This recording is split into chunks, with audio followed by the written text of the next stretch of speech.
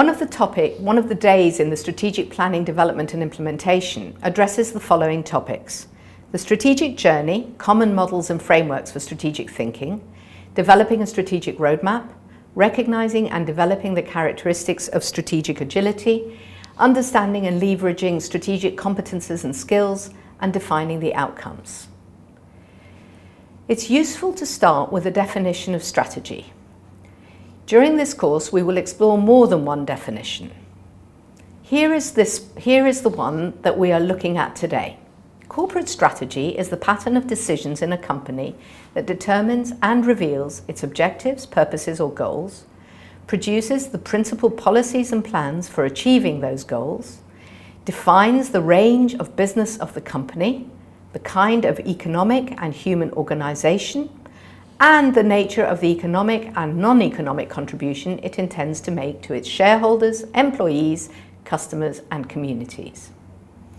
Apart from showing that strategy is complicated, this definition shows that it's important to be clear about the end goals and the purpose of the organization, that it requires policies and plans to deliver the goals, a clear definition of what the business does and what it does not do, over what time period, and very importantly, that strategic choices and decisions are made by the senior leadership team.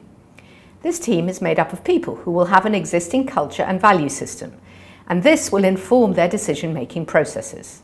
Consequently, the difference is that this definition recognizes that strategies reflect the decision patterns in the organization.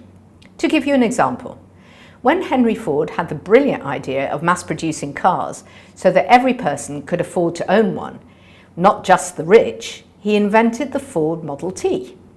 What color was this, do you think? Well, they made all Ford Model Ts black. All cars for some years were black. No one had ever imagined that they could be another color. The decisions of the senior team at that time did not question the color, but instead all mass-produced cars were black. What decisions do your senior team make based upon their assumptions? To formulate strategy, there are three pillars. There is the need to do some strategic thinking, to have a formal strategic planning process, and then, in addition, to do opportunistic strategic decision making. These pillars require the right people to have the time, the knowledge, and the ability to analyze and process a lot of information and to use this to make decisions. The organization needs a planning process clearly understood by all so that they can contribute at many levels. However, given the changing environment, it may also be necessary to take up opportunities when they arise, outside of the plan. So the team must be sufficiently flexible to recognize opportunities, take fast decisions, and implement them to gain advantage. Roadmaps represent the path to reach the destination, and I will show you two kinds of roadmaps.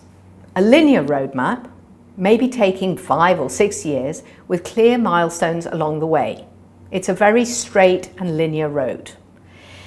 By contrast, the non-linear roadmap, which has a less clear timescale and which meanders towards the end goal, acknowledges that at every stage, managers must check the current situation and adapt their plans in order to eventually reach the goal they desire. You will be asked to construct a roadmap for your visit to whatever city you are in, and you'll do this together with your group. What is the learning from such an exercise? Every group interprets the task in different ways. Rarely do groups seek clarification.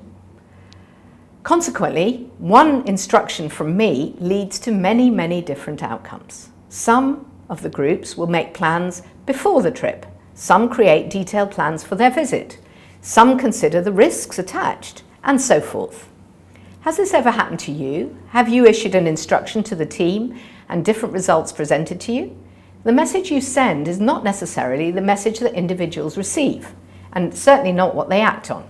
If you are wanting a consistent result, what should you do? Having done your roadmap, we will then look at a case study exercise. We'll look at an organization that looked so promising just 3 years ago, and we will then look to see why it was doing so well and what's happened to it since. So the management of the company are very strong and have some very clear goals and objectives, which they put into practice. But the world outside changed considerably in that period.